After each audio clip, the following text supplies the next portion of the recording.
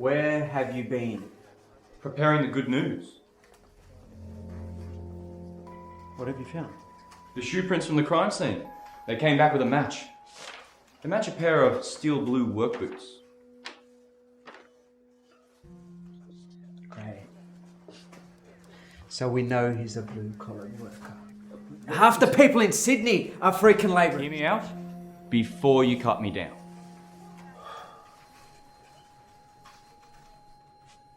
The floor is yours. The dead girl we found last night, Pamela, she'd only just moved into the house we found her in. Most of her belongings were still in boxes. Now it turns out, one of the businesses this shoe manufacturer supplies to is the same removalist company that helped Pamela move. They go by the name Smooth Moves. Everything I am hearing is all conjectural. These are the work logs of Smooth Moves over the past few months.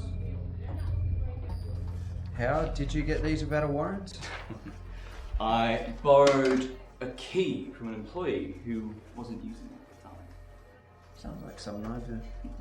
Notice the employee Marshall Wentworth. He helped Pamela move. What about him? He has helped every other victim of the Sydney Strangler move. Shit. You're right. I didn't know they'd all recently moved. Each one of them turned up murdered months after dealing with this company. This is our guy.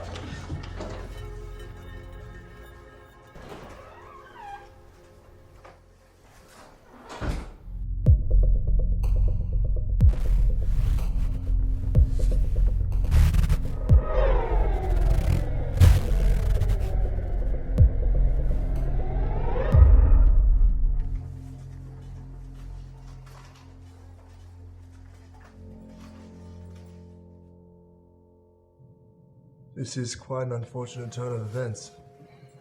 He was a good detective. Do you know where your partner went after Marshall's apartment? When we left, he said he was heading straight home.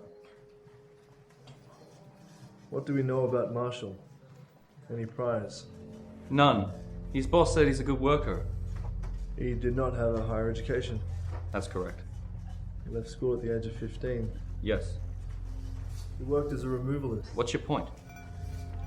We have a suspected serial killer who doesn't fit the profile. Excuse me? Well, every murder up until now has been meticulously absent of any evidence. The killer has an understanding of forensic investigation. Even an idiot knows how to scrape mud off their boots. Not a single fingerprint or slither of DNA was left behind. This guy's calculated. He's no high school dropout. Then why was his shoe print in Pamela's apartment? Better yet, why did Bruce end up dead in his house? Perused. Misdirection. The killer has gone to great lengths to create substantial evidence against Marshall. Bruce was killed in this guy's apartment. What more proof is there?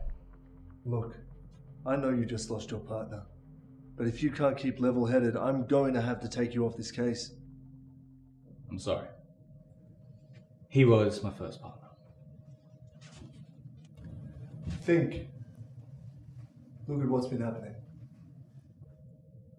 The phone calls. Every time the murderer rang, he wouldn't stay on the phone longer than 3 minutes. Anybody in law enforcement knows it takes that long to pinpoint a location. So based on the way he's been operating, you think he's a cop? The killer knows how to plant evidence and has predicted our every move. He's most likely had access to the case files. So what's our next move? An internal investigation. We need to see everyone who has had access to that file. I can't let you do that, sir. Why not? Because it would lead you to